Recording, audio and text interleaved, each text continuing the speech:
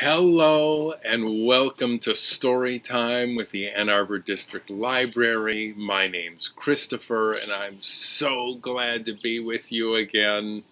Let's kick things off with our favorite song, Clap Everybody. You know how it goes.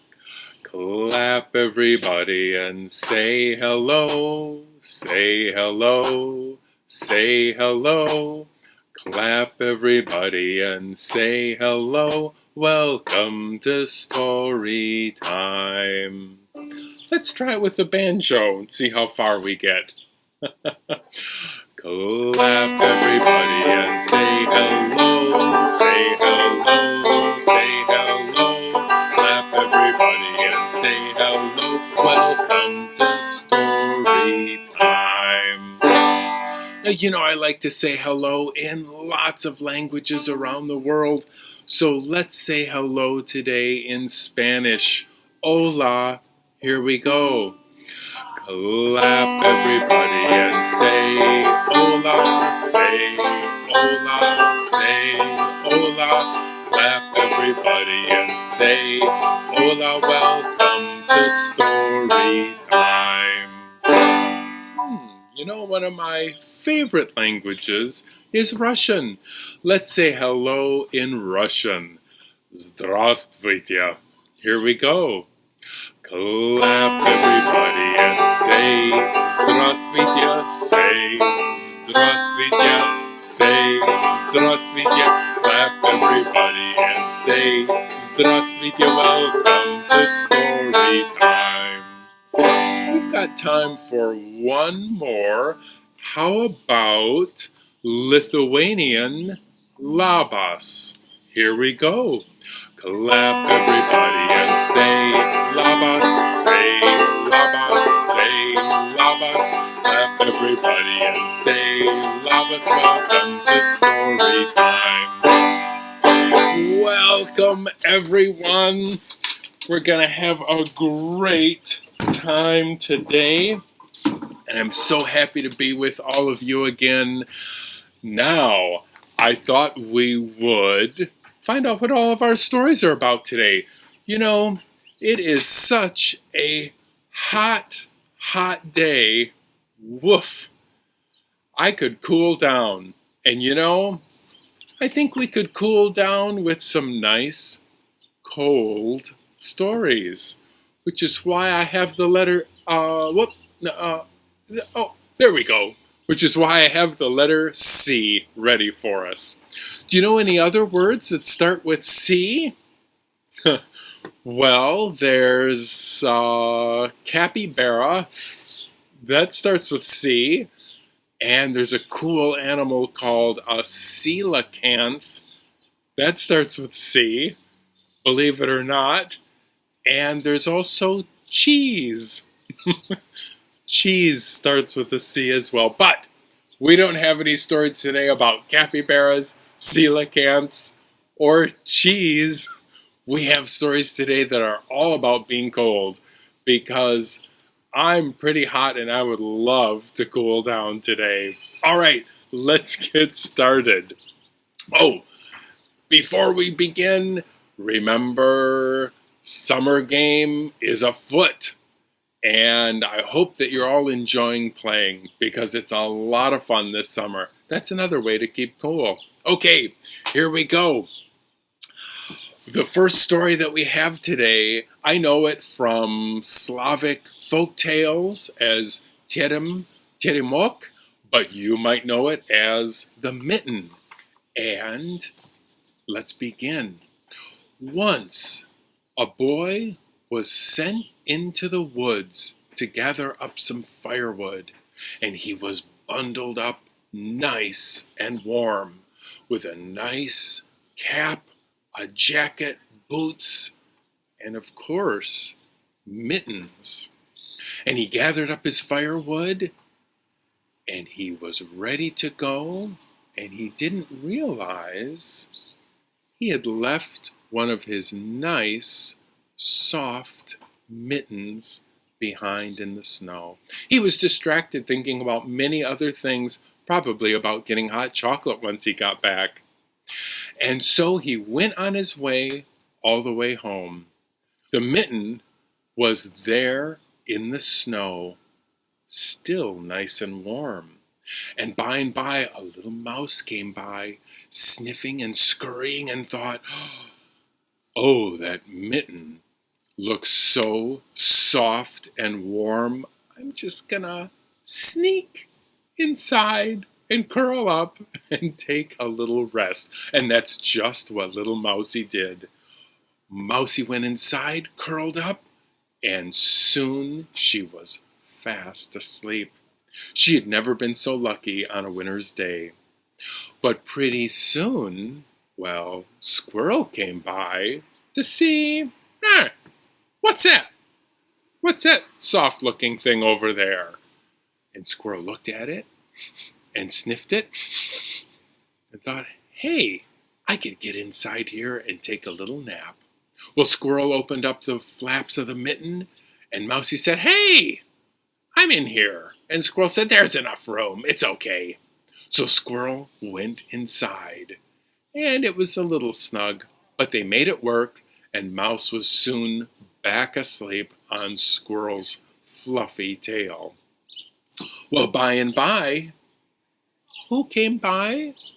Owl swooped down from a tree and thought, hey, that's a funny looking thing. And Owl gave the little string a tug and realized there's something inside.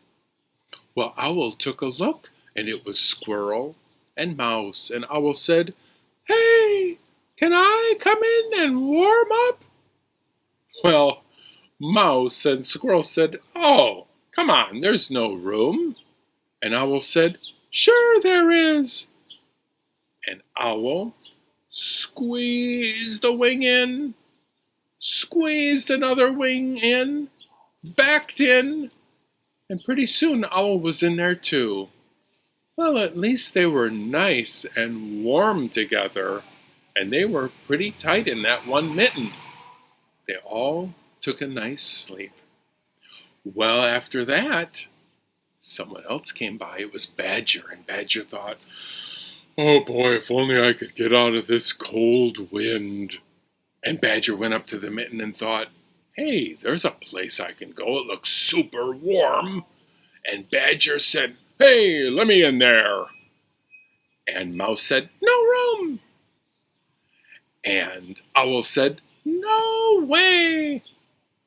And Squirrel said, nuh-uh, no way, nothing doing. And Badger said, yep, I'm coming in. And so Badger squished and squoze his way into that mitten, and Badger's paw was in Mousie's face. This was not going well, and some of the seams started to come undone. But Badger made it inside this mitten. I guess so. Well, they just managed to squirm their way into being somewhat comfortable, and Bear came by, huffing and puffing. And Bear said, let me into that mitten. Well, Mouse said, no way, you're gonna eat us. And Squirrel said, nuh-uh, nothing doing. And Owl said, no, there's no room. And Badger said, hey, find your own mitten. And Bear said, I'm coming into the mitten. And so Bear squeezed a paw in, squeezed another paw in, got his head in there, and just kept pushing and pushing and pushing into the mitten until Bear just managed to fit. And Bear said, I made it. And Bear took a breath, and the breath that Bear took blew the mitten out, and all the animals went flying. Sorry. There was no room for Bear after all. But, you know, the mitten was found, by the boy after all, and he took it home and repaired it. The end. I hope you enjoyed that loose retelling of Tierim Tierimok or the Mitten. All right. Oh, I think it's time to get some energy out, get some blood moving with O Duke of York. And here he is now. Are you ready? Oh, the grand old Duke of York, he had 10,000 men. He marched them up to the top of the hill, and he marched them down again. And when you're up, you're up. And when you're down, you're down. And when you're only halfway up, you're neither up or down. You know, I think we can speed it up a little bit, don't you? We've had some time to rest up, and now it's time to show off how fast we can go. I know I'll regret it, won't I? Here we go.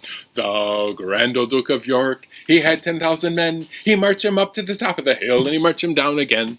And when you're up, you're up. And when you're down, you're down. And when you're only halfway up, you're neither up or down. The grand old Duke of York, he had 10,000 men. He marched them up to the top of the hill, and he marched them down again. And when you're up, you're up. And when you're down, you're down. And when only halfway up, you're neither up or down. Super fast! The grand old Duke of York, he had 10,000 men. He marched them up to the top of the hill. He marched them down. And when you're up, you're down. And when you're halfway, you're neither up or down. Okay. Did I lose you? Something tells me you could have gone even faster. Well, next time we're going to go super, super fast. Okay? All right. Here's a wonderful story called Penguin and Pinecone by Selena Yoon. And I think you're really going to enjoy it.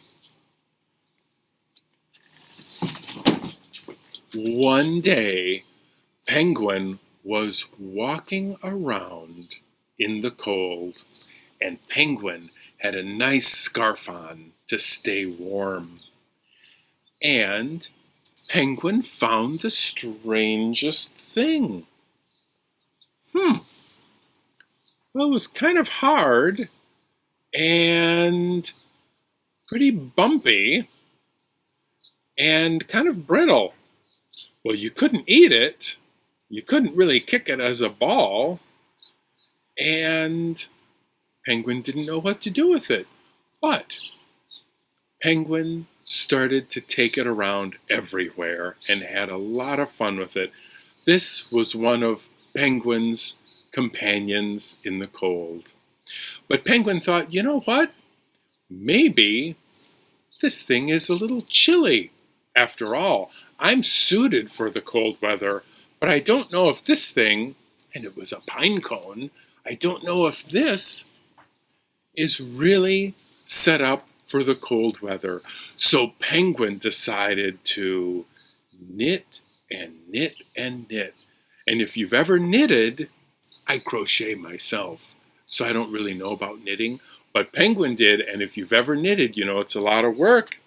But at the very end, Penguin had knitted a wonderful scarf for Pinecone, and they were inseparable. But one day, Gramps came by and said, you know, Pinecones really aren't set up for the cold weather, even with a scarf. And I think you should take Pinecone to its home in the forest. And Penguin thought, we've had a lot of fun in the cold, but maybe Gramps is right. I better take Pinecone home. And so, Penguin got his sled, and they packed up. Whoops, Pinecone was upside down. They packed up Pinecone, having a little felt trouble today. They packed up Pinecone, and they were soon on their way to the forest. Well, the wind blew hard, but Penguin pushed even harder. Penguin was determined. And by they made it to the woods. It was lush and beautiful there, and Penguin found the nicest, softest pine needles to put the pine cone in and made a wonderful bed for it. Well, it rained and the sun came out and Penguin started to get pretty warm. And Penguin thought, you know what? Pinecone is in his home. I've got to return to my home. But they were in each other's hearts forever. Penguin went home and often thought back on Pinecone. And one day, Penguin thought, you know what? I wonder how Pinecone is doing. Maybe I'll make the journey back to find out. What do you think's going to happen? Well, Penguin got back to the forest, and look who was there. It was a beautiful pine tree, and Penguin knew just which tree was his friend because of the matching scarf. So remember, when you let love in, it grows. That's a lovely story.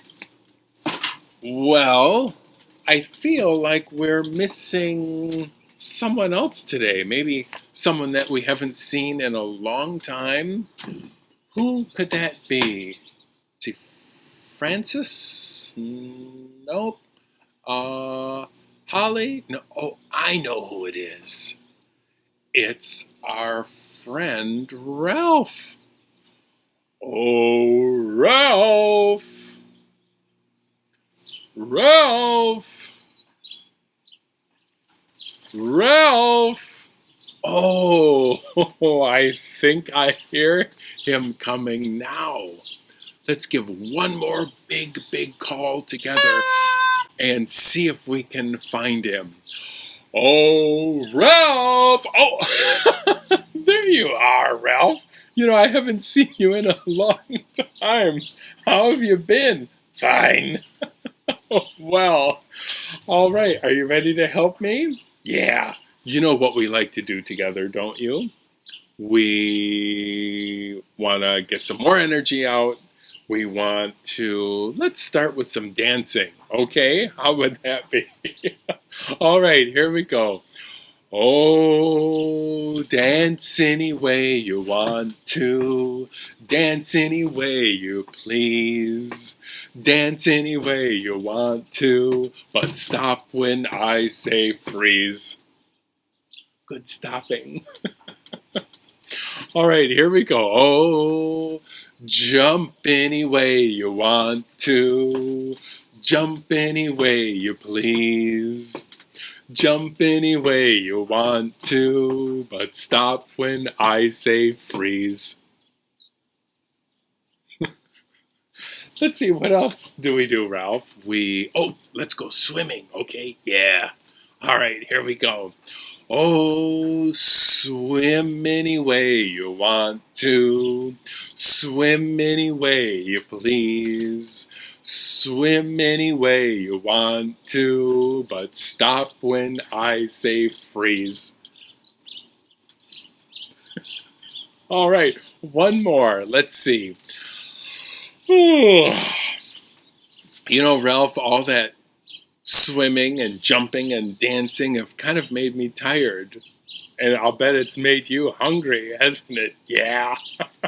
Okay. Oh, well. Sleep any way you want to. Ralph, sleep any way you please. Ow! Sleep any way you want to. But stop when I say freeze. Oh, all that yelling woke us up. Bye, Ralph. Bye. All right. right, I think we've got time for one more story. Here it is. It's another story to cool us down on this hot day. It's called Winter is for Snow by Robert Neubecker. Here we go.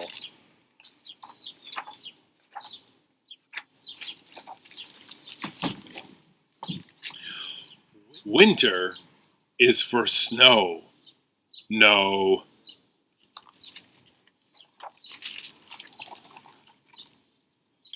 Winter is for wonderful. Winter is for snow.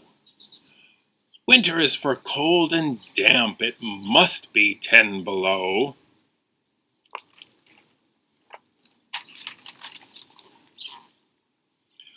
Winter is for snowflakes, swirling as they blow, glittering like diamond dust. Winter is for snow.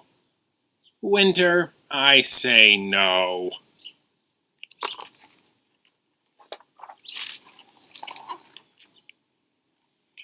Winter is for crystal trees that sparkle in the light. Winter is for silent streets beneath a cloak of white. Winter is for excellent. Come out and play with me. Winter is to stay inside. Please just let me be.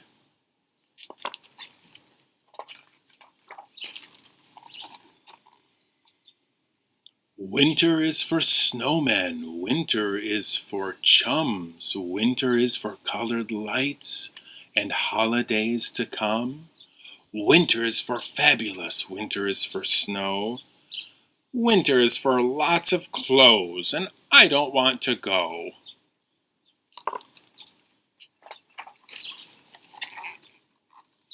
Winter is for snowball fights, for sledding down the hills.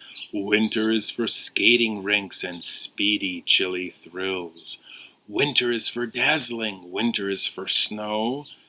Winter is for, it's too cold, I'd rather watch a show.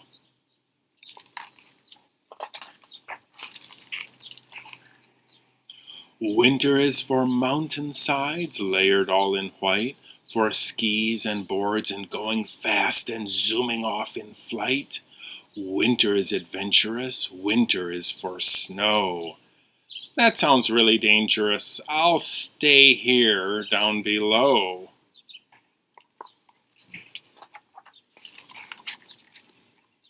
Winter is for mushing dogs across the Arctic ice. And if you meet a polar bear, you'd best of course be nice.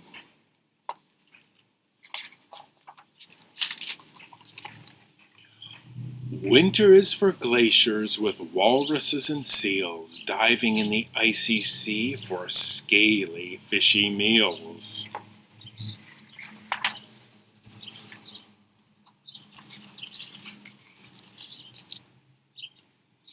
Winter is for snug and warm. Winter is for glow. Winter is for wonderful. Winter, I love snow. All right, I feel cooler already. We've got time for the pirate song. Are you ready? Oh, when I was one, I sucked my thumb on the day I went to sea.